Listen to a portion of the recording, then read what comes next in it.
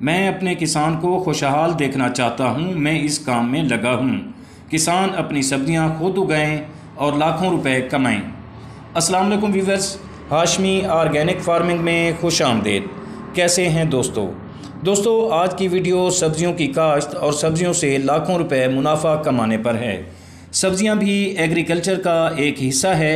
आप organic agriculture भी कर सकते हैं, किचन गार्डन के ज़रिए भी सब्जियां काश्त कर सकते हैं। और मेरे अक्सर छोटे किसान सब्जियां काश्त नहीं करते और बाज़ार से ख़रीद करते हैं। लेकिन दोस्तों आजकल सब्जियां सोने चांदी से भी ज़्यादा महंगी हो चुकी हैं और किसान का सबसे ज़्यादा बल्कि तमाम लोगों का सबसे ज़्यादा खर्च किचन पर आता है।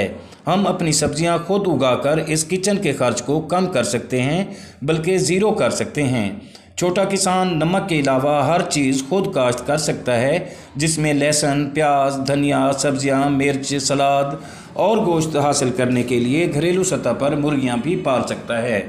दोस्तों सब्जियां काश्त करना कोई मुश्किल काम नहीं है, क्योंकि छोटा किसान जो लंबी फसलें काश्त नहीं कर सकता और उसको मुनाफा भी हासिल नहीं होता, तो वो सब्जियों की काश्त पर ध्यान दे और मेहनत, लगन और शौक़ से सब्जियां काश्त करे और सब्जियों से अच्छा खासा मुनाफा हासिल कर सकता है।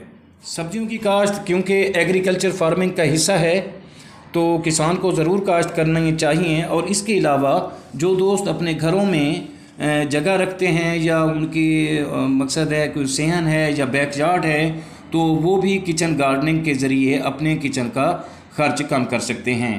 दोस्तों पता नहीं कौन से गंदे पानी से सब्जियां तैयार होती हैं जो हम लोग खाते हैं, और ये सेहतमंद होने के साथ साथ नुकसानदेह भी होती हैं।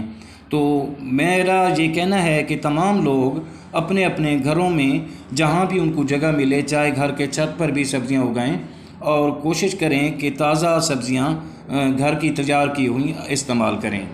तो व्यूअर्स सब्जियां इतनी महंगी हो चुकी हैं कि आम आदमी की क़ुव्वत ख़रीद से बाहर हो चुकी हैं। तो ऐसे में हमें सब्जियां काश्त करनी चाहिए ताकि मुल्क का ज़र मुबादला भी बचे और सब्जियां भी सस्तियां हों और हम खुद भी ताज़ा और घरेलू सब्जियां खा सकें। आजकल व्यूअर्स क्योंकि अक्टूबर का महीना चल रहा है, ये सर्दियों की सब्जियों की काश्त के लिए आइडियल वक्त है।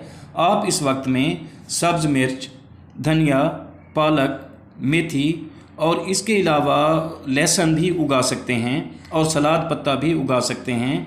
आप टमाटर की पनीरी भी काश्त कर सकते हैं, आप गोभी की पनीरी भी काश्त कर सकते हैं। और ये तमाम सब्जियों का जो सर्दियों में आती हैं उनकी काश्त का एक आइडियल वक्त है। तो दोस्तों अगर आप भी सब्जियों की काश्त में शौक़ रखते हैं या दिलचस्पी रखते हैं, तो आप भी घरेलू तौर पर ज़रूर सब्जियां काश्त करें, जिसे किचन गार्डनिंग का नाम दिया गया है।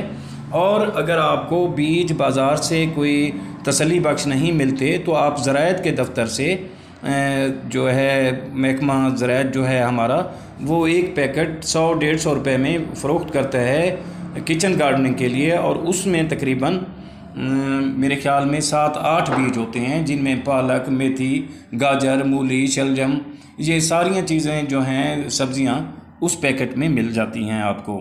आप ये सब्ज़ियां लगाकर अपने घर का खर्च भी कम कर सकते हैं और हमसायों को भी दे सकते हैं, और इजाफ़ी सब्ज़ियां काश्त करके उनसे रोज़ाना की बुनियाद पर अच्छा खासा मुनाफा भी हासिल कर सकते हैं। और अगर आप गोश्त खोर हैं, तो अपने घर में आप मुर्गियां पाल कर भी अच्छा खासा मुनाफा कमा सकते हैं और उनसे अंडे हासिल कर सकते हैं, क्योंकि सर्दियों में अंडों की मांग में भी इजाफ़ा हो जाता है और अंडे महंगे भी हो जाते हैं। तो जब आपकी अपनी मुर्गियां होंगी, तो आप जब चाहें उनसे अंडे हासिल करके खा सकते हैं, गोश्त भी हासिल कर सकते हैं। तो ये मेरा छोटे किसानों को मशवरा है। तो उम्मीद करता हूँ कि आपको मेरी ये छोटी सी कोशिश ज़रूर पसंद आई होगी। अगर वीडियो अच्छी लगे तो वीडियो को लाइक और शेयर ज़रूर करें, और अगर आप दोस्त मेरे चैनल पर नए हैं तो चैनल को भी ज़रूर सब्सक्राइब कर दें। बहुत शुक्रिया। दुआ है कि अल्लाह हम सब पर मेहरबान रहे। आमीन। जल्द मिलते हैं किसी अगली वीडियो में, तब तक अल्लाह हाफिज़।